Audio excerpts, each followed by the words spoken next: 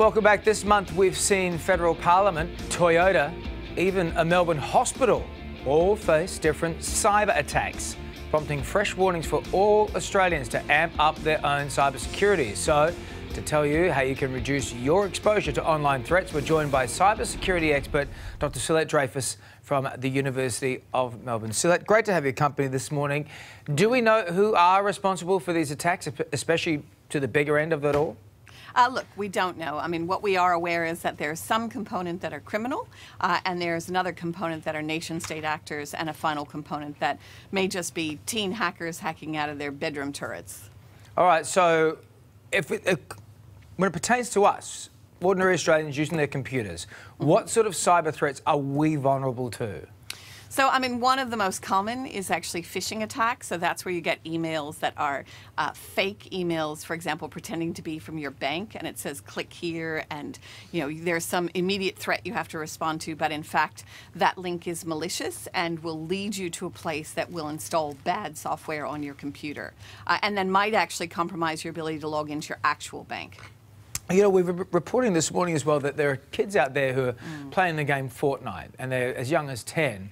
They're using government hacking software that they can buy for like $24 a month to cheat their opponents on this game and sort of either crash their computers or slow their computers right down. How are they getting access to this technology and getting to pay for it, and who are they paying?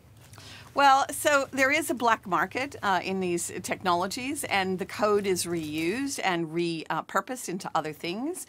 It really illustrates one thing, which is that, banking up vulnerabilities or stockpiling vulnerabilities are a type of cyber weapon, which is what governments do, creates a secondary risk to society. And in fact, the Australian Parliament passed legislation in December, the Assistance and Access Bill, which allows our government to potentially force companies to actually introduce vulnerabilities or to use vulnerabilities to access our data. Now, maybe that's good to catch cyber criminals, but it actually makes the rest of Australia more insecure. So there's actually a review that is about to happen in one of the parliamentary committees to look at whether or not that law that was rushed through needs to be revised. So what do I do? What can we do at home to beef up our cyber security? Because no one wants to be hacked.